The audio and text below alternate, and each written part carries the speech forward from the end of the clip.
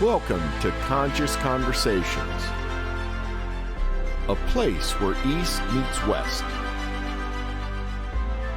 a place where conversations and ideas will challenge your minds, expand your consciousness, awaken your heart, and make you think more deeply about yourself and the world. Good morning, everybody. Welcome to Conscious Conversations. I'm Anthony Profeta here, as always, with co-host Wes Gordon. How are you doing today, Wes? Very well. Very well. And we're very excited today because we're joined by a very special guest, Lauren Thew. Lauren, how are you this morning? I'm well, thank you. Thank you for having me. I'm very excited to be here. We're excited you're here because, one, I've sort of known of your name for quite some time, but I never really got to meet you in person until last month. Right. And it was a very pleasant meeting, and I was glad that it happened. And I've always been fascinated by the work you do because I've always been fascinated by a man named Carl Jung. Mm-hmm. And Carl Jung, for those of you that are out there and might not be too familiar with him, he's a psychiatrist. Well, he's since dead, but he is a psychiatrist who is a contemporary of Sigmund Freud. And I loved his work because there was a very deep spiritual component within his psychiatric work and his writings and all of his books, and I began to devour them. But one thing I found very powerful was this idea of the shadow. And so today we're here because this is you're the master of this. We're going to talk a little bit about the shadow and shadow work. So please, how about you share, maybe for the listeners out there that don't know what the shadow is, what is this shadow? Okay, so I will break that down into two parts, okay? There is the psychology view on it, and then there's the spiritual view on it. And they're very similar, but the differences I think are important to note.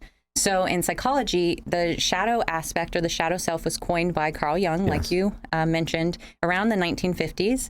And he referred to this aspect of ourselves as any part of our consciousness or personality that we are unaware of or unaccepting of. Yeah, like we've repressed it very often. Exactly. And according to psychology, we form this aspect of ourselves in childhood. Okay. Mm-hmm. But in spirituality, it's not just a part of your consciousness. It can be a physical aspect, it can be an energetic aspect, and you can form this shadow not only in your childhood, but throughout your life and through past lives. Okay, wow. Mm-hmm. All right, so now, in terms of this idea of having a shadow, some people will say, well, I don't know if I have a shadow and all of that, but isn't it that when it's repressed, very often it's down there subconsciously. We have no idea it's directing us or moving us through life. Right. And we begin to identify more with the mask that we wear in terms of psychology. Again, I think persona. The persona. Mm-hmm. Yes, the person, the mask that we put on for the entire world. Right. And many people become very attached to that idea of who they are.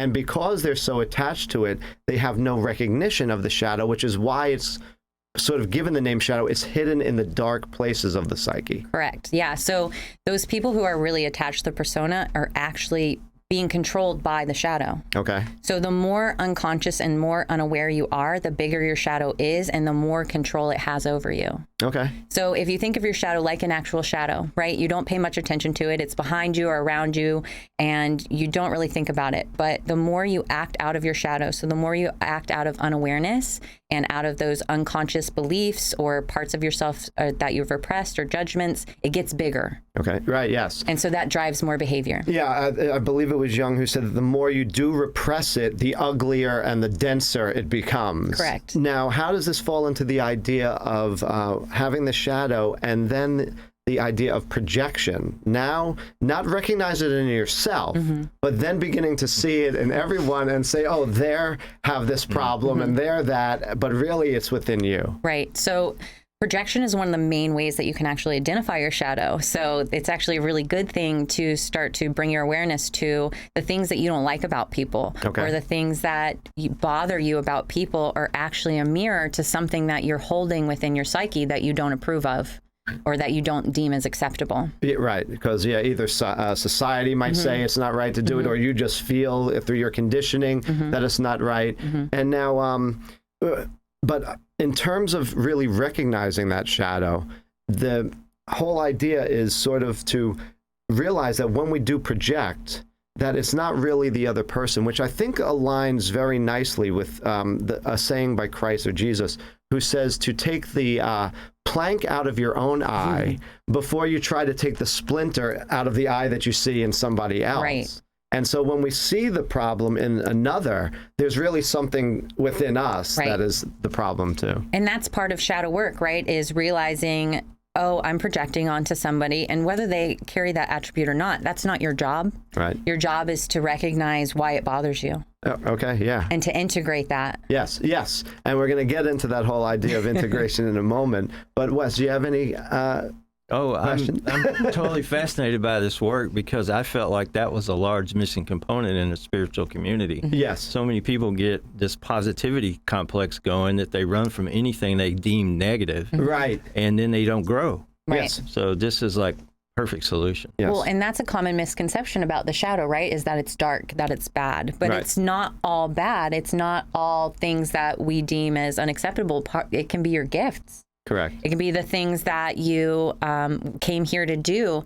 For example, if in my childhood I was told that little girls are quiet or little girls listen well, then I could have put the gift of being a speaker in my shadow. Okay. Right. Repress that. Yep. And not acted out on it and integrated that part of you when you might have had that talent all along. Right. Yeah. Very cool. Now, also the whole idea of the repressing it, though, and how it gets bigger and denser and darker or uglier, as Jung said.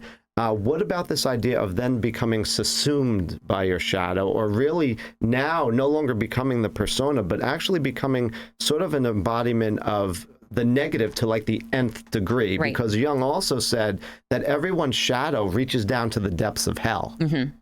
So people like Hitler or Mussolini or these sort of people were, through his eyes and his idea, totally subsumed and overtaken by their shadow. Right, because we all have that capability, right, to do those things. It's not, we deem it as evil and vilify it as it's so unthinkable, but we all have the capacity to do it. And so those people who act that way were just acting more out through their shadow. Well, I love what you just said right now. We all have the capabilities to do that, because Alexander Solzhenitsyn said that, it would be so easy if we can say there's good people and bad people in the world, and then take all the evil people, round them up, get rid of them, and have a world that's 100% good. But he said the dividing line of good and evil runs through each and every heart. And so you said that, we all have a capacity for this within us. And I think that's another thing to make people aware of, because in some instances, I believe that the figure of the epitome of evil, the Antichrist and Hitler and all these people, they in some ways become a scapegoat for all of the darkness, all of the evil, because let's be honest, it wasn't really Hitler who was actually doing the killing. There were people there that were actually doing it themselves as well. So that evil or that shadow, that darkness was within their heart also. Well, so we have our individual shadows, and then we have collective shadows. Yes. We have shadows in the community, right? So, and that's just another projection. Right. Of us saying like, oh, they're so bad. I can't believe they did that. But right. Yeah. And another thing, I forget which of the works of Jung it was in. It might have been in Ion, but he said that it was just that in the Europe and Germany specifically at that time, a voice arose that began to wake up the shadows in all the other individuals around, which is why you got that mass movement of people just following in line and doing things that many people would consider reprehensible. Right. So, yeah, that's a very interesting point there. And then actually, before we get into it, I was going to say, how about talking about integrating this? I think we will take a break right here, and then we'll return right after that, and we can talk about how to integrate the shadow in healthy ways into our life. Welcome back to Conscious Conversations. I'm here with Wes Gordon and our special guest, Lauren Thew, and we're talking about the shadow and shadow work. And she was explaining a little bit about what the shadow is and, how it's perceived in both psychiatry as well as spirituality, and how it's a component that's deep within everyone's psyche.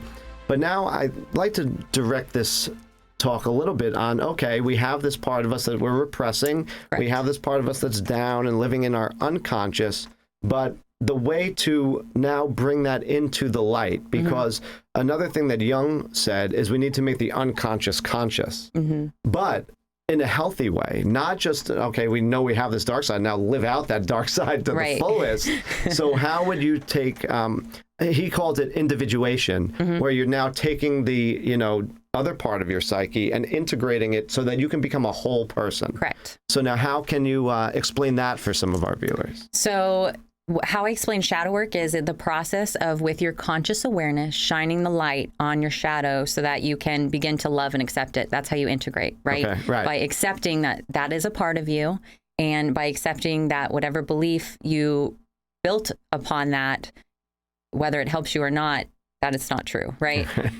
So the 3 ways that I love to teach people how to integrate are with projections, right? Noticing your projections, noticing what don't you like in other people, and with conscious awareness, understanding that you carry that within you, and it wouldn't bother you so much if you didn't have a judgment about it within yourself. Right.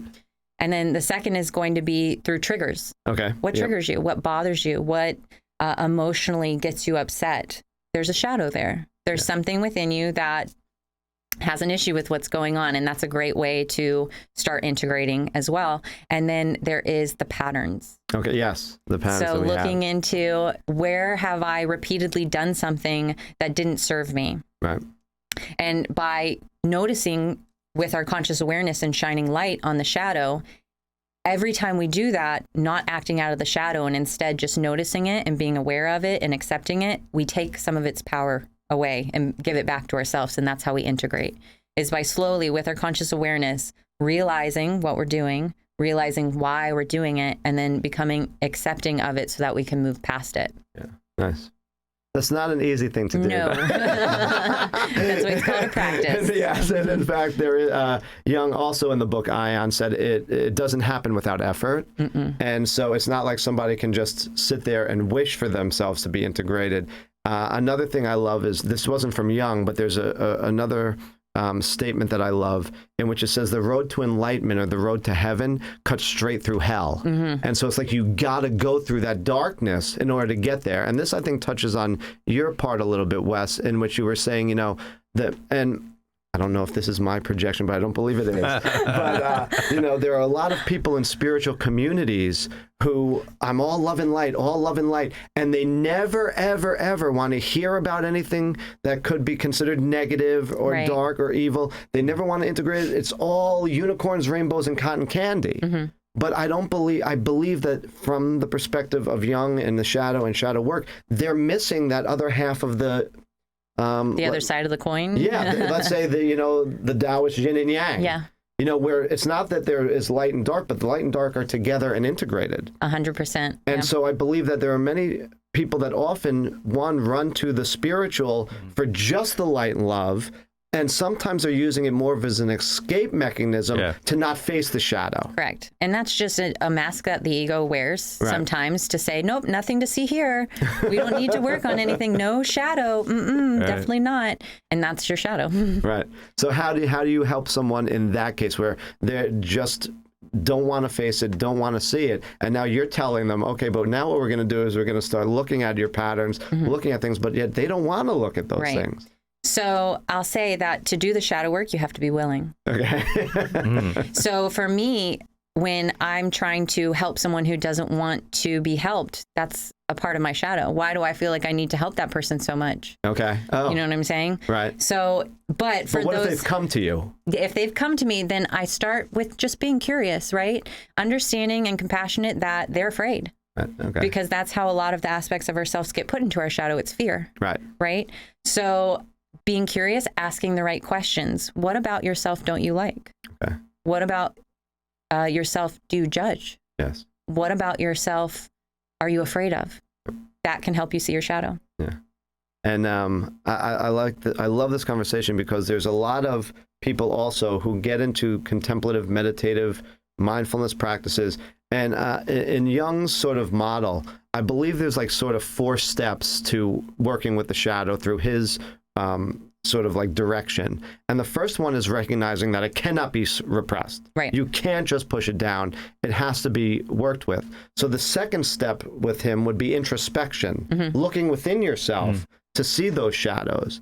And I believe meditation is a wonderful aspect to help you see that. But that's where I think some people feel, I've been in circles where I'm teaching and they say, but in meditation, don't you begin to see your demons and your inner demons? Well, yeah, but that's necessary.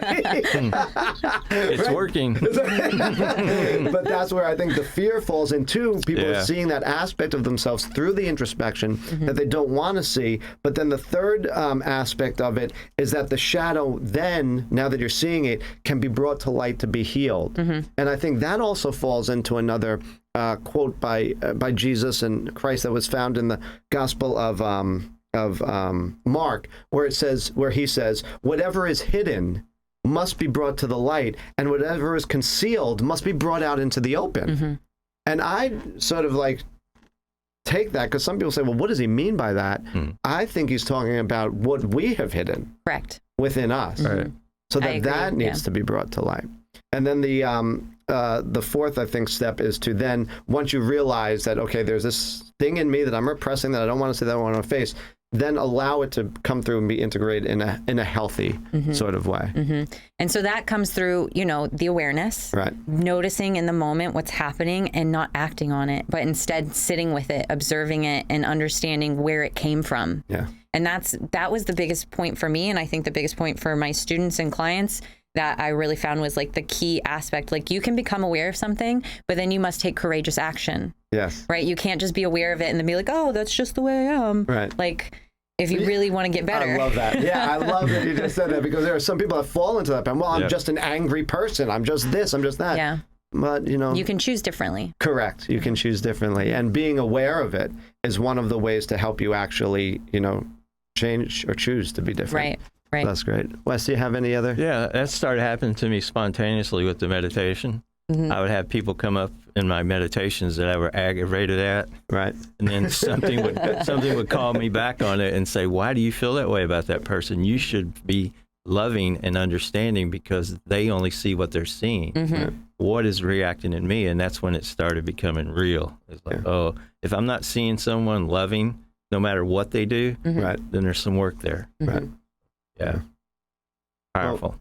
Well, we're coming up on just near the end, but is there anything in terms of shadow work that you would like to share, whether it be the shadow or the work itself, that we didn't really touch upon today for any of the listeners that are out there? Yeah, I think it's important to say that it is not linear. Okay. So as you begin, a lot of people say to me, when I started working on the shadow, like, everything got worse. It didn't get worse. You became aware of what was happening. Yes. And so understand that you're going to make mistakes. You're going to mess up. You're still going to act out of the shadow. And then that's okay. Don't build your shadow by judging yourself when you act out of your shadow. Like, be compassionate with yourself and understand that this is just an aspect of you that needs some healing and needs some time and attention, and just be loving with yourself, but keep trying. I think that's beautiful advice. The best thing I think people can learn is to be loving with themselves, compassionate with themselves, because I think there's a lot of people that, never got it and start seeking it outside of ourselves, but it really needs to come here first. We need to be our best friend. Correct. And so to be compassionate with ourselves is a wonderful advice to give somebody. And now, I know where people can find you, but and I know you have some classes on shadow work coming up. Do you not? Okay, great. So now, those that are listening and would love to learn more about this or sit with you in one of your classes, how can they find you? And if you know the dates, that would be great too. So the next shadow work class that I have coming up will be this Sunday at 6 p.m. I'm offering it in person at Co-Create in Melbourne, Florida, or online. So all of my classes are virtual. I also offer recordings of all my past classes. Great. And so that's in person. And then if they want to find me, they can find me on social media, on Instagram at Lauren.Thew. And from there, they can connect with all my other ways of getting in touch with me. And do you also have some at the Chicana Spiritual Center? Yes, that's this following Tuesday. Oh, okay. So Tuesday at 6 p.m. In person at the Chicana Spiritual Center, and then also virtually. Okay, great. Oh, that's wonderful that they don't even have to go there. But for anyone that's interested, the Chicana Spiritual Center is up in Melbourne, Florida. So please check her out. Thank you so much for being here today. Thank we really you. appreciate it. Such a pleasure. This was a lot of fun. Yes. Thank you, Wes, as always. And you're a wealth of knowledge on this stuff. Thank you. I really appreciate the opportunity that you did come here today, sit with us, share this, because I am as sort of passionate about it as you are, but you have a lot more depth of understanding it. I just take it more from the psychological thank you. I appreciate you. So thank you for sharing your knowledge and wisdom. But thank you all for joining us today. We truly appreciate you being here. Please leave your comments, questions below. What do you think about the shadow? Have you recognized shadow aspects within yourself? Have you been working with them in ways that you have? And we'd love to know what you think about this topic and any comments that you have. And we'd also like to say a big thank you to our sponsors, and that is the Ancient Healings Conference. And that will be happening in July, on July 10th and 11th in Melbourne, Florida, also at the Melbourne Auditorium. And they are looking for any types of vendors, any types of speakers, and they're still taking applications. And so if you would like to contact them, please feel free to go to ancienthealingsconference.com, and there you can find a little link to some of the speakers that are already registered. You'll find more about the conference, but you'll also find ways that you can either buy tickets if you just want to attend, or if you would like to join them as a speaker or a vendor, you can call the number 321-543-8882. Again, that's 321-543-8882.